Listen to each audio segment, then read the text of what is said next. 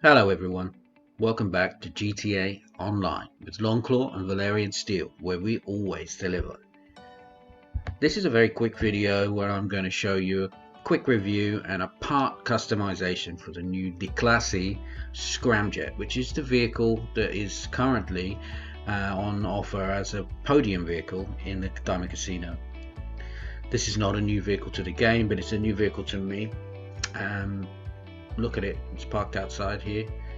It's modeled on the old style the car from the Wacky Races cartoon that Dick Dastardly used to drive, I think. Really old-fashioned sort of car from the 50s, and I love the fact that Rockstar tried to bring a bit of cult reference into the game by creating certain vehicles like this. It's part of the nightclub update, so the after hours update, and it's a vehicle that you can really, it's very versatile, you can really do a lot in it. So we'll go over some of the key points. I'm going to take it to modify it, and unfortunately you don't modify this in the normal mod shop. You do need an Avenger or an MOC, and it's a pretty good reason to buy an MOC, so you can modify vehicles such as the Scramjet, or my Déclassé is another one which I needed to modify in there. Having said that, the vehicle itself comes customized. Most of the podium vehicles, people don't realize that they are heavily customized, meaning they've been through modification and they've got certain tires and obviously a livery, which basically allows you to avoid paying for some of those customization. But I've taken it into my MOC nonetheless. I'm going to change this livery because I don't really like it, but a key feature with this vehicle is the weapons, and it has some really awesome missiles, and you would normally need to come into your MOC and modify the weapons. I think when you buy it, it comes with a machine gun and you've got to go and put your weapons on it. But what I like about the car is the different liveries that you can choose, and I've chosen this Princess Bubblegum just because I like the colour, and I've put lowrider tyres on it with the dollar cans because I really like the way the lowrider cans look on all the vehicles.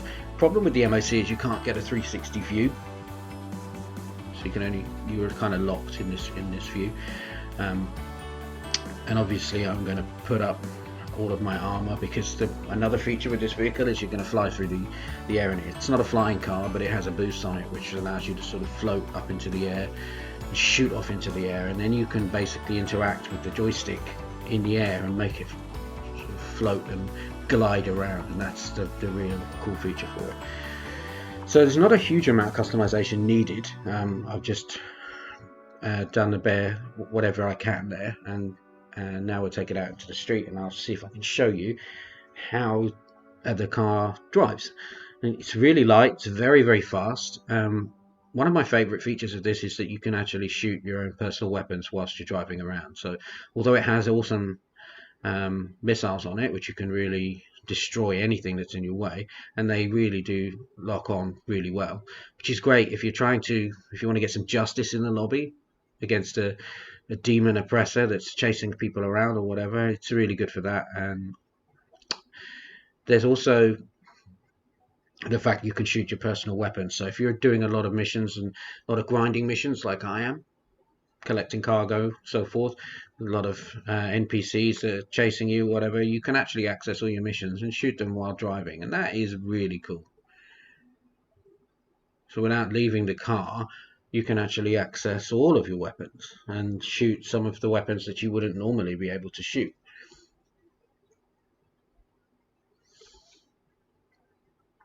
And it's very light, it handles very well, and it feels good when you're driving it, and it feels like it could actually hold up against other vehicles if you're being chased.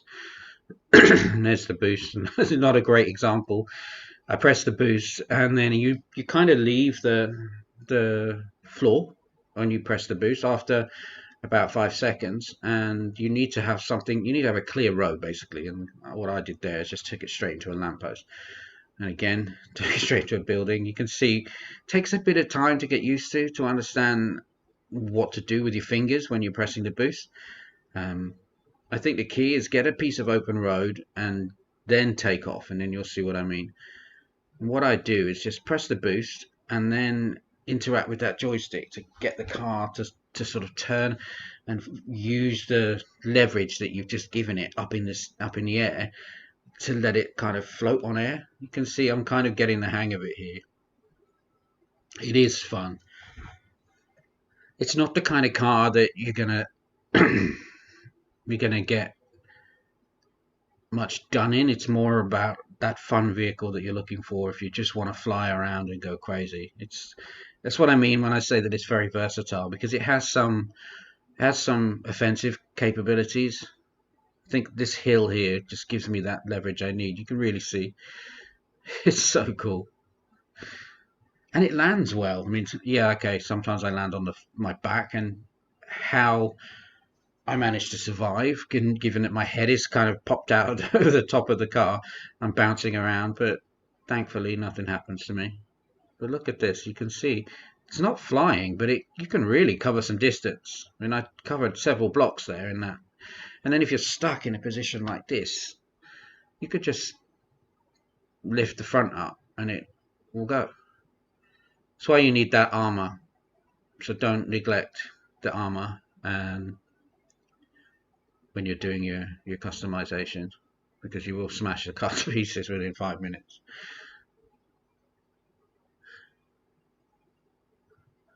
Yeah, it's great in the city, but you do end up smashing into anything that's in your way. But that's the key. It's just about fun. And if you're ever in a lobby and you can see the Scramjet on your map, you can see that people are basically flying all around the place and throwing it all over the buildings, and that is the best thing about it. It's really good fun. And this car is 2.3 million to buy in the game at the moment, and it's there for free. And I won it this week, so spinning the wheel a few times, jumping in and out of the game so that I could get a new spin without having to wait 24 hours. And it didn't take me very long at all. I think 15 minutes, and I had it. I know some people are struggling to get it, but do persevere, because it is a vehicle that you want in your garage. Trust me. I mean, no other car in the game has that kind of boostability. There's a lot of people talk about what's better, this or the Vigilante. I think they're very different. I think I can understand why people are comparing them, because they're both weaponized vehicles. But I would say that they're very different. I don't own the Vigilante, but if I did, I wouldn't be comparing it to this car. I would say that that car in itself and this car, they both have a boost on it. I have driven a Vigilante before, but I would say that the key to this car is the fact that you can literally control it in the air. Once you get better at it, a bit of practice, what I advise when you get hold of this car is do what I'm doing. Take it out and just smash it around a bit and see if you can get the hang of controlling it. But those weapons, the missiles themselves, are so deadly. I think you can really do some damage. But anyway, let's show some love in this amazing community, and I'll see you next time.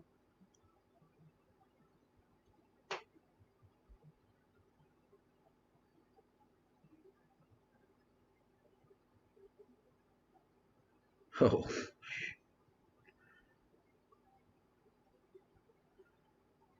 Come on now.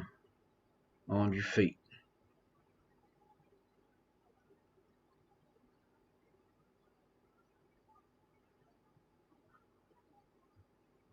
It does drop back to the floor nicely.